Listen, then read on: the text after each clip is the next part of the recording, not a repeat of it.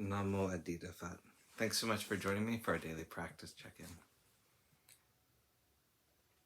Listen, listen, listen. This wonderful sound calls us back to our true home.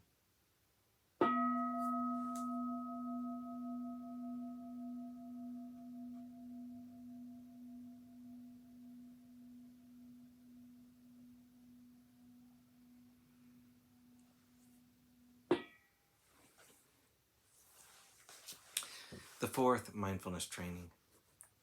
Aware of the suffering caused by unmindful speech and the inability to listen to others, I vow to cultivate loving speech and deep listening in order to bring joy and happiness to others and to relieve others of their suffering.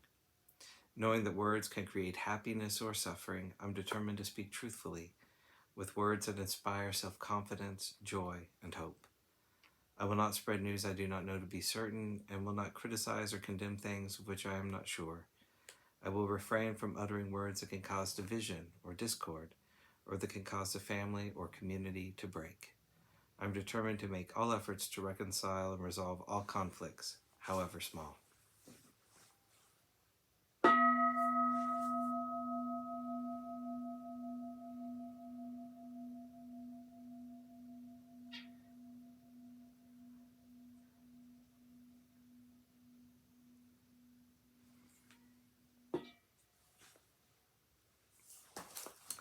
For our Dharma lesson, we've been reading Everything We Do Matters by the Venerable Wuling. We're continuing in Chapter 8, Transforming Greed and Anger. Overcoming our anger by watching our thoughts is very difficult. We have to be aware of each incident that irritates us so we can catch the anger before it erupts. Overcoming the anger by understanding causality is also difficult because we have to constantly remind ourselves of what is actually going on. Overcoming and transforming anger and damaging negative emotions is best accomplished by no longer having room for them in our hearts. Leave no place for thoughts of retaliation, ego, or defensiveness. Only allow unselfish thoughts of helping others to grow. We can do this in everything we do in our lives. The triggers for anger are encountered constantly while driving, at work, at home or school, when we are with other people, or alone. But everything depends on how we react. We can give in to the anger, or we can realize that if somebody has said something unkind, instead of lashing back, we can overcome and transform the rising anger by choosing to react wisely and kindly. By doing this, we can plant the seeds for all the good things that we want to happen in our lives. Reflect within. Think about how we feel when we become angry. Contrast this with how we feel when we are calm and content. Think about the quiet state of serenity.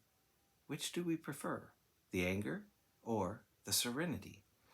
It is entirely up to us how we feel in the future. It is entirely up to us what others around us will experience in the future.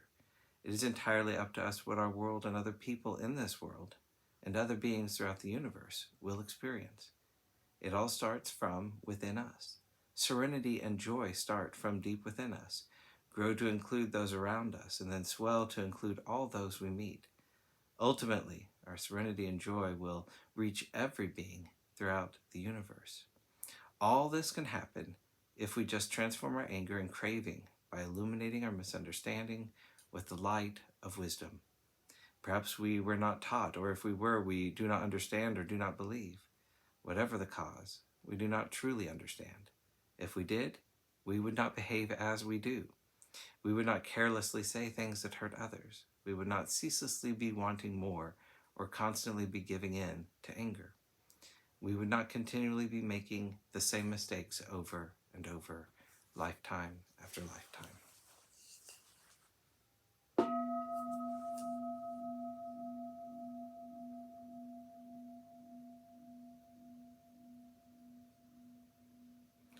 May all beings be well. May all beings be happy.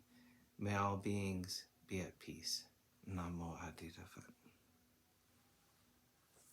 Thanks so much for joining me today.